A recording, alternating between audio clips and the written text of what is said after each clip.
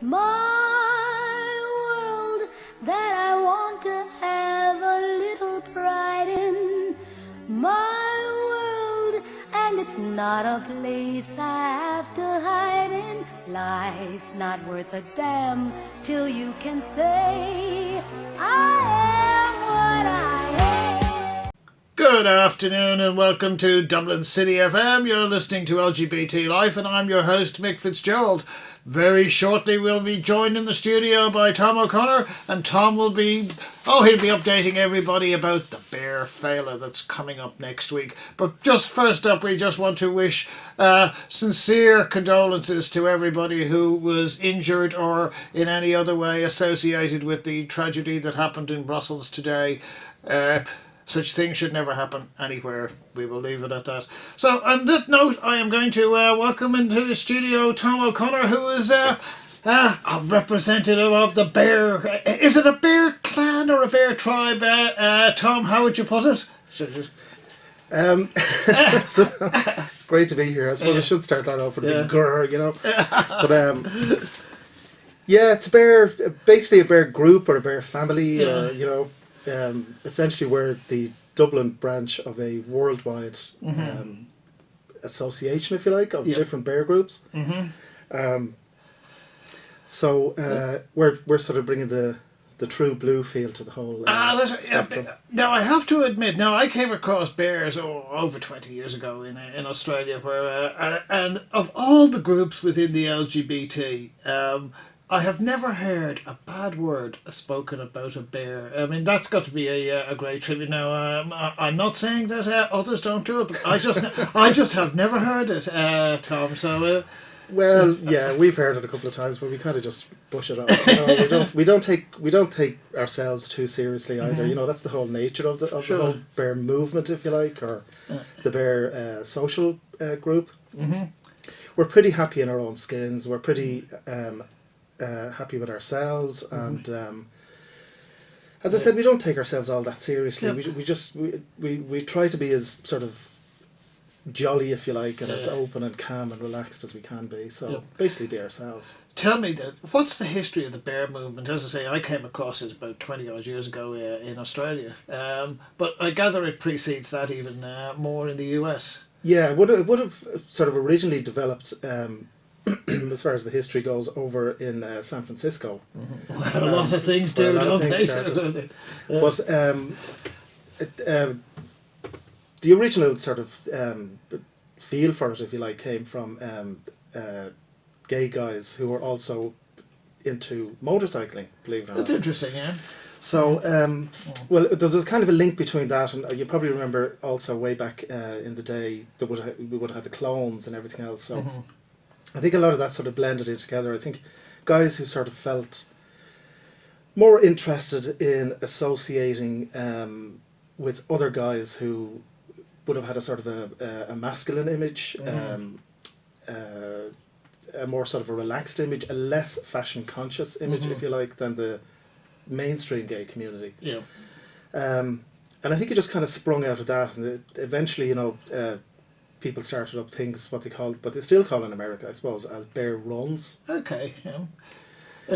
It's interesting because I know a bit about the motorcycle community, and I wouldn't have said that the motorcycle community I knew probably wasn't the most gay friendly environment. So are the bike groups over there, would they be pretty much exclusively bear, as we say, or what's the situation? I wouldn't say so today. No, I'd say there's a lot of diversity, even within the whole bear community, you know, at large. But I think it was more a case of really just finding a social identity among ourselves, or a kind of an atmosphere or a society where we could relax and be ourselves without having to feel that we necessarily had to fit into what was then a stereotype. I suppose some people will argue that became a stereotype, but the original idea certainly didn't come from that. Well, how do you feel about this one yourself, Tom? Because I mean, in the early days as the LGBT community, and I'm less knowledgeable about it in Ireland as it evolved, you started off with probably reasonably innocuous gay bars, in the sense that people would have a drink, looked around and so on, but then probably the first was the emergence of the drag queens, and that was that was then people's perception of LGBT, and they were then joined by the alternative, which was the leather gods, and that's why, as I say, along the way, the bears were, to me, were one of the later evolutions in that sense of the word, and I always thought that the bears came out pretty much as a response to a lot of what went before, saying, well, we're not drag queens, we're not leather gauze, and we're not, we're ourselves. And that's why I think there was just so much goodwill towards the bear community. What was your experience? Because I presume you didn't wake up one day and say, I'm a bear, that you had observed, as we say. It's funny, actually, we have some of our favourite drag queens are fond of calling us hairy Marys, but that was sort of one thing. But we're quite happy with that, don't worry about it. But no, well, my own personal experience, I actually came out very late, if you like. Again, I would have grown up in Dublin in the 80s and so on. There wasn't really a huge amount around. There were a couple of gay bars. There was the Viking. There was Barclay Dunn's and so on. The Viking is now Brogan's on Dame Street. Okay, yeah. Beside the Olympian Theatre. Okay, yeah. So, but I was an awful chick, and I was terrified to even go in, even though I knew that was there. But I came out kind of by accident, actually. A gay friend of mine who we used to meet regularly in Dublin in the likes of the Brazen Head and so on, said to me one time, come on, we'll go to the Parliament. And I was going, why would you? There was nothing in Temple Bar at that stage. There was nothing on Parliament Street. And he couldn't believe that I didn't know it was a gay bar. Yeah. So, of course, I was petrified. I had this preconception I was going to walk in. I was going to be full of Marys and Nellies and everything else. So I ended up calling myself. But I was really surprised to find that it was just a great bar, great atmosphere, full of gorgeous men. When was this, Tom? It would have been late 80s. Oh, okay, Very, very late 80s I went in there. So that basically brought me out. It was an amazing feeling of relief and everything else, and just becoming myself, if you like. So then I actually left Ireland then for a couple of years, and I spent a year around 91, 92 over in Amsterdam, where I wasn't really out at all, strangely enough, people think in Amsterdam. I used to go into the bars the odd time if I had visitors and stuff, But I remember coming back then and going back into the Parliament and feeling this was great. To me it was just kind of like a bar full of men who happened to be gay. It was a great atmosphere and great feeling. And of course Front Lounge wouldn't have been there in those days, would it? No, none of that was there. The only bar actually I remember was the Parliament. I know there was a couple of clubs and stuff. Well, the George would have been there. The George was there, of course. We used to go and Barclay Dunn's. And the Loft and all that. Yeah. I mean, for the benefit of our younger listeners, Barclay Dunn's is now break for the border. border. There was a gay life before this, But it was great fun. I really loved it. It was very relaxing. And then I kind of phased out of the whole scene for a long time. That's not uncommon. It's not, I don't think. No, I think when people get to a certain age, you want to do different things, don't you? Exactly, But I remember how I ended up discovering the whole bear thing. I was over on a weekend, just myself and a friend of mine went over. We visited his sister in London, and we just happened to pick up one of the magazines, I presume it was Gay Times or whatever at the time, and I just happened to see a very small ad that said Bear Night in the King's Arms. I thought, that's it, I'm gone. I didn't know London at all, I didn't know where it was. So he very kindly dropped me down, and I just walked into heaven. This was not the nightclub, obviously, but we did go there eventually, but it was just like bear heaven. I couldn't believe that this culture existed. I didn't know there was an identity. I didn't know.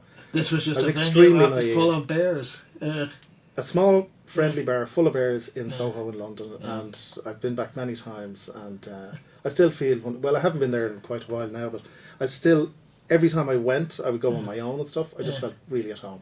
It's an interesting one, isn't it, Tom, that people don't, I think if you've never been in what we would call an oppressed environment, you don't quite understand just how liberating it is to be able to engage in self-expression. I don't think your average citizen understands it because they take so much for granted, but that must have been so empowering. Incredibly empowering. It was, like all of a sudden I was walking straight not. I don't know how I'm going to explain that, but you know what I mean. Instead of having this sort of bent over shape, mentally or whatever, this was like, wow, I'm here. I've found somewhere that I can belong in. You know, and it was an incredible feeling. Yeah. Can I just step back a bit, because although we grew up in different eras in the sense that there's an age gap between us, in Ireland particularly, I always found that you were always given a reason to be self-conscious. Now, in my case, I was tall and skinny, and I had red hair. This was we're talking in the 50s and 60s here. In your case, it was probably you were, if you went to a sporty school, you're made to feel, oh well, you're going to be the goalkeeper or something along those lines. Yeah, I was the typical last person picked on the team. Oh yeah. So did that, as I say, did that build up a certain identity or a certain, shall we say, pressure within you? And this is why when you eventually find something like the bar in Soho, it suddenly, well, hold on, there's a lot more people that would have felt the same way. Absolutely. I identify with that 100%, and because I think myself, first of all, I think growing up in the era that we grew up in, coming out was extremely difficult. It was more difficult for guys before us in the previous generations and so on. So I think, and then even when you had sort of mainstream gay bars and so on, they were great. There was great stuff going on and stuff. But at the same time, for me personally, and I think for a lot of other people, there was just something that I was kind of missing out on. Yeah, that's only a small percentage of your week, isn't it? I mean, you've got all that other time when you've got work, you've got schools. You've work and stuff like that. In those days, you certainly did not mention gay in the workplace. Unless. You were very lucky, but I think really though it's kind of like if you can imagine a scene basically when you walk into a door, a couple of doors open and a couple of windows open, and you say this is great and it's wonderful, but then all of a sudden, for me personally, discovering the bear culture and the bear aspect of gay life was like a couple of extra kaleidoscope windows opening. Well, that's what I'm trying to get across to people is that. Throw out your stereotypes, because the diversity within the LGBT community is astonishing, and that's why we welcome the bear community to Ireland now that wouldn't have been there 10 years ago, because it's adding to that diversity. So, so let's get down to the brass tacks then, Tom. How do you become a bear? Now, the reason why I ask this is eat. Well, no. The reason why I ask this is about it was either last Pride or the Pride before that. We have a mutual friend. We have several mutual friends, but we have a mutual friend from Scotland, Dr. Eddie McCann. Oh yes, and so Eddie, I was saying to Eddie about 2 Prides ago. I said, "Would you be joining us with the Tenny group?" Because I was walking with the Tenny group, and he said, "No, Michael, I'm going to be with the Bears."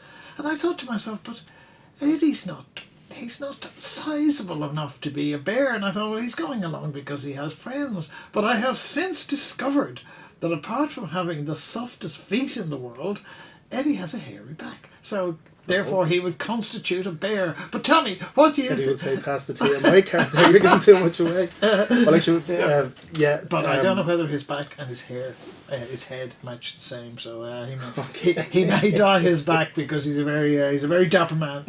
He is.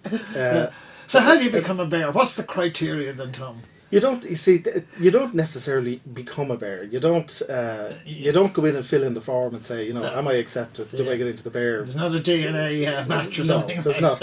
You don't have to weigh a certain amount. There's these are all sort of preconception. Some people kind of feel that it's like, oh my God, I'm not a bear. I don't fit into that group. I'm excluded. You're excluding me from that group, and it couldn't be further from the truth. Okay. The whole concept of the bear community, yes, the typical bear is a gorgeous, big, hairy, blokey guy from next door, a builder. With a great sense of humour. Hopefully. And a fabulous appetite. And a fabulous appetite, and a great appetite for beer. But, that's generally speaking. But generally speaking, a bear is a guy who is, as I said, happy in their own skin. I'm not saying you're walking around all the time saying, my God, I have the perfect body now, the perfect this. I've got my own fur coat. Of course, we all have our own, issues and stuff like that. But generally speaking, it's more about an attitude, and the guys who are even our own committee, like my own boyfriend, he loved me for saying this. He said he's so slim, you know. But you know what I mean. It's the typical image of the bear is the check shirt, the beard, the big hairy chest. Not a million. I better not say too much about this. 'Cause well, that's what I was. Well, then you say I was asking somebody about this last night when we were discussing the issue, and are there, shall we say, degrees in there? You know, would you say, oh, he's a bit grizzly, and he's a bit polar, he's a bit koala? Well, look, we all have. It's like people say, you know, there's there's all different kind of creatures in the forest and everything else. Absolutely. And you know, there are distinguishing characteristics of people in the bear community. We don't take it too seriously. You know, some people sort of feel, my God, you're labelling me with this. That's really nonsense. You know, it's kind of a bit of fun. But you know, you'd have your typical grizzly bear, which you know, the big grizzly lumberjack. We've got panda bears, for instance, from the east, like Japan. And okay, so Oriental bears would be pandas. Pandas. We've got wolves. We've got polar bears. Polar bears, generally speaking, I think are possibly older guys with white hair. Distinguished, as we say. Yes. We've got otters. An otter would be, generally speaking, a sort of a tall, thin bear. Yeah. How about bear cubs? Oh, bear cubs, yeah. Bear cubs, very popular. Bear cubs are generally sort of young, cubby guys. That's what I would have thought, yes. You know, as I say, looking to be navigated through the forest of life, as we say. Exactly, yeah. One now, and this is again, feel free to give me a slap on this and say, mind your own business. I've never come across a situation where there were mommy bears. Are there mommy bears? There are mommy bears, and if you take the Latin for bear is Ursula. Well, they're called Ursulas, yeah. Ursulas. Okay, there we. Well, that's one we have to keep an eye out for. Now, something I have been very impressed because I've been to various Pride parades around the world, and I think although the Dublin one is fabulous, what it lacks is floats. I think it would. I would like to see it with more noisy, colourful floats. Now, although yours isn't noisy, you guys have a float. Well, you've got the bear bus, and I think that's terrific. I think there should be more. That's leading the way for everybody. What's the history here in Ireland then, Tom? I mean, when did you pretty much set up here? When did we? When did you establish the branch here then? 2010. It would have been around this time in 2010. Well, actually, what happened was there was a bear culture before that. There was a group around called Lube, which was Leather Uniform Bear Encounter, and that was kind of a mixture of guys who were into the leather scene and the bear scene, and I would have met quite a few friends at that. Then that developed. There was a very good friend of ours ran a great club called the Furry Glen, which a load of us would go and please bring it back. Where was that? It was in different venues. Okay. So it would have gone from, it was in Pantybar, it was up in Magruder's and Thomas Street and so on. We need more venues like that, don't we? Absolutely. Yeah. So, but basically what happened was, it was really a friend of mine called John Quinn. He'd been to a couple of bear events abroad, in particular Bear Scots in Edinburgh. Okay. And he came back to me a few times, practically nailing me to the wall to start up a bear event in Ireland. And I was completely sceptical at the time. I thought, no way, it's not going to happen. We don't have the population. It's this, and I'd never. I think I'd organised one party before in my life. Yeah. So anyway, we sat down, we thought about it, and we decided, right, if we're going to do it, we're going to do it right. Yeah. And took about 6 months or so, went around the different venues, and we created Bear Féile, which it's a kind of it's not obviously 100% grammatically correct. It's a play on the word bear and féile, which translates roughly as Bear Festival. Yeah. So tell me, is there bear music? Oh yeah, Kylie's big. Oh, is she?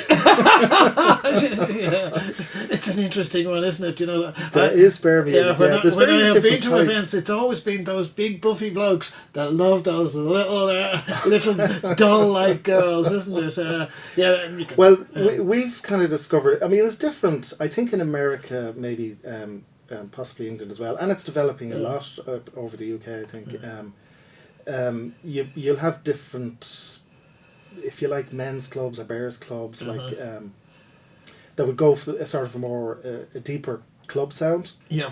But generally speaking, we have found that the majority of our guests, friends, whatever, they really want good dance music, good pop music, well mixed, and luckily we have some great DJs to play it. There you go. Yeah. So where's the best venues then for bears to frequent if they, you know, if our audiences, overseas audiences are coming here for 2016?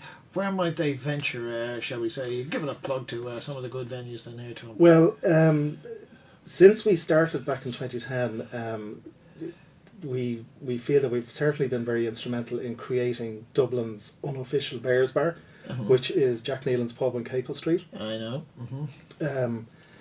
I mean, we did the Bear Féile, and then we started doing monthly nights in the upstairs room there, and we had some really successful It's a very good parties venue, the there. upstairs room.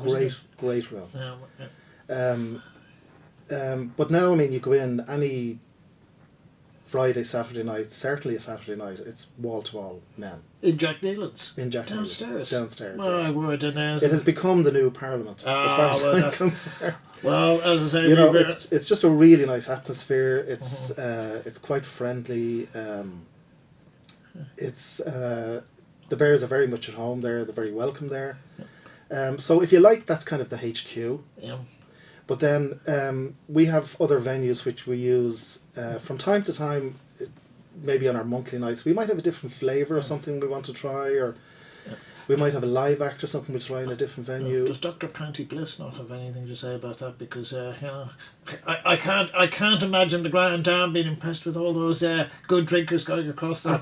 Absolutely not. Panty's been wonderful to us from day one, and in fact, Panty every year since 2011 has been our hostess for the Mr. Bear Ireland competition, and it's wonderful. Yeah. And the thing about it is, there's a great flow of traffic between the two pubs. You know what I mean? So it's part of the Pink Triangle now.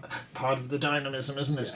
Look, before we run out of time, let's get down to the important, as we say, news of the week, and that is next week, 31st of March, for, what is it, 4 or 5 days, it'll be the Bear Féile. Tell us all about this. What are the highlights that we can look forward to, Tom?